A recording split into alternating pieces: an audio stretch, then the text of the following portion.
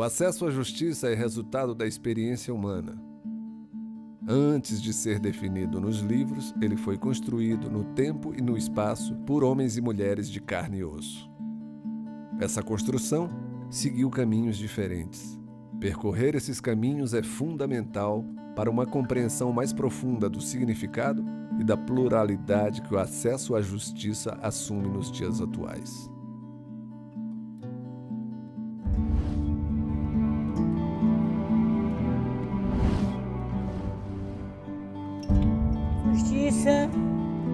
Justiça, como é que eu te digo? A justiça é... Como é que se chama? Justiça é como... Esqueci o nome. Tribunal de Justiça. Quando é certo, né? Quando é errado. É isso. De fato, cada ser humano tem uma ideia do que é certo e do que é errado. Por isso mesmo, cada um de nós traz consigo uma noção do que é justiça. Justiça, para mim, não é dar as mesmas coisas para todas as pessoas, mas sim procurar fornecer suporte para cada pessoa de acordo com a sua necessidade. A justiça, nesse sentido de dar a cada um o que é seu e aí avaliar de acordo com a perspectiva do que as instituições de justiça, do que as leis, do que a Constituição e do que a própria comunidade internacional propicia, do que seria isso dar a cada um o que é seu, cabe ao Poder Judiciário, ao Ministério Público, à Advocacia, à Defensoria Pública, à Polícia.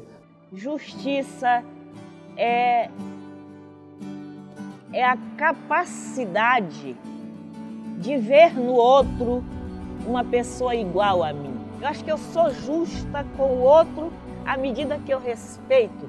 E se eu respeito, eu vejo os direitos que ele tem. Para mim, o melhor conceito de justiça é o de ser amado. É o direito a ser a que cada ser humano assiste. Justiça é respeitar os direitos de todos os seres humanos, todos os povos, todos nação, tudo. Justiça é algo a ser construído permanentemente. Eu acho que nós não vamos ter um estado de justiça plena, porque os direitos eles não são parados no tempo. Os direitos estão permanentemente em construção. Então, eu acho que a compreensão de justiça ela vai ser cada vez mais plena na medida em que possa haver essa compreensão da conquista coletiva dos direitos, né? Quando a sociedade se mobilizar mais, quando os direitos possam ser fruto das mobilizações e não fruto de entregas ou de concessões. Diante dos cenários de desigualdade e de injustiça, floresce um sentimento coletivo capaz de alimentar o vínculo entre pessoas, além de suas diferenças. Há uma diferença da nossa formação, há uma diferença de nossa idade, há uma diferença de nossa cor, há uma diferença de nossa origem. E se nós tivéssemos tempo de saborear o valor dessas diferenças, a sociedade seria muito melhor, mais rica. Porque a grande riqueza da diversidade não é misturar tudo, é o respeito e o direito a cada um ter a sua diferença, a sua etnicidade, a sua identidade. É esse sentimento que move lutas e dá sentido à busca por justiça. Existe uma coisa que é fundamental quando a gente vai lutar por algo, que é sentir que isso vale a pena, né? Então, assim, o que vale a pena numa luta pela moradia, né? É pensar que você está lutando por vínculos afetivos, você está lutando para que os seus filhos tenham um lugar de segurança, de conforto, de acolhimento, de boas relações, um lugar que faça sentir que elas pertencem, não porque apenas tiveram o dinheiro para comprar. Que bom que pessoas tenham dinheiro para comprar e fazer escolhas mais tranquilas, né?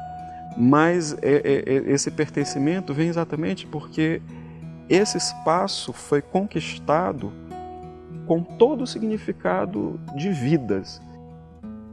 Hoje, em países como o Brasil, a defesa do acesso à justiça é vista como uma forma de melhorar a sociedade e de conquista da cidadania. Essa ideia, porém, não foi construída de uma hora para outra. É necessário olhar para trás. Os processos de luta nos dão significado no nosso papel na história, porque a gente não está desvinculado do passado. A história não é só aquela que a gente pensa que está nos livros, né? Mas a história a gente está construindo ela, a gente é toda essa história. E a gente, como ator, pode interferir na cena, né? Eu acho que o nosso desafio é interferir cada vez mais na cena. Hoje nós estamos aqui porque nós queremos ser os protagonistas da nossa própria história e não apenas meros espectadores. Assim como um rio encontra obstáculos pelo caminho e não segue uma trajetória linear, a conquista de direitos não se fez sem avanços e retrocessos. Nos séculos XVIII e XIX, após a crise das monarquias absolutistas, passou a predominar no Ocidente o regime político e econômico conhecido como liberalismo. Revoluções aconteceram na América e na Europa. Vida, liberdade, propriedade, participação política, entre outros, passaram a ser defendidos como proteções dos indivíduos contra o poder ilimitado do Estado. Essas proteções se firmaram como direitos. Foi neste contexto que se consolidou a noção de igualdade perante a lei. O direito moderno, a política moderna, ela começa a se fazer com o final do século XIX, do século XVIII, com aquele tripé igualdade, liberdade e fraternidade. A igualdade de todos perante a lei contrastava com a desigualdade sentida no cotidiano. Não bastava mais ser igual apenas no papel. Diz assim, todo mundo tem direito, né, iguais. Não é verdade. Assim, o que eu posso, que eu já vivi aqui enquanto comunidade não é igual. Não é igual, não. Depende muito do que você tem, da influência que você tem. Nossa sociedade, né, ela é extremamente hierarquizada.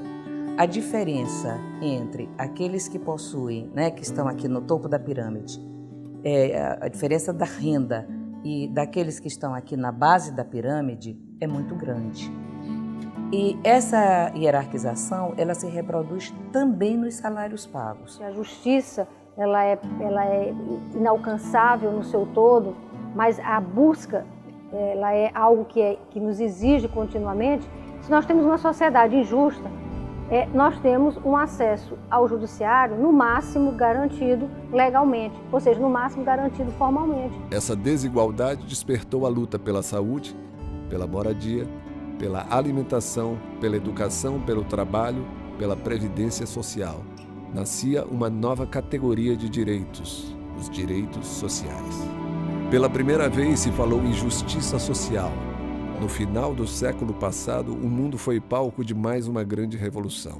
A tecnologia desafiou o tempo e o espaço. O capitalismo assumiu formas universais através da globalização. Com ela, problemas locais assumiram uma dimensão mundial. A solidariedade e a fraternidade alcançaram um novo patamar. Talvez nunca tenha sido tão necessário refletir acerca das repercussões de nossas condutas sobre os semelhantes. O processo de lutas atinge uma nova proporção. Foi nessa época que ganhou força a ideia de direitos destinados a todos e não apenas a uma pessoa ou a um grupo. Direito ao desenvolvimento, ao meio ambiente, à autodeterminação dos povos, à comunicação, dentre outros, formam o que hoje chamamos de direitos difusos. É neste contexto que também surgem extremismos que têm manchado de sangue e de ódio as páginas impressas e eletrônicas de jornais ao redor do mundo. O drama dos refugiados, o terrorismo e a perseguição às minorias se apresentam como novos desafios à luta por direitos nos dias atuais. Direitos, portanto, são uma contínua construção, tecidos na teia de lutas que é a vida.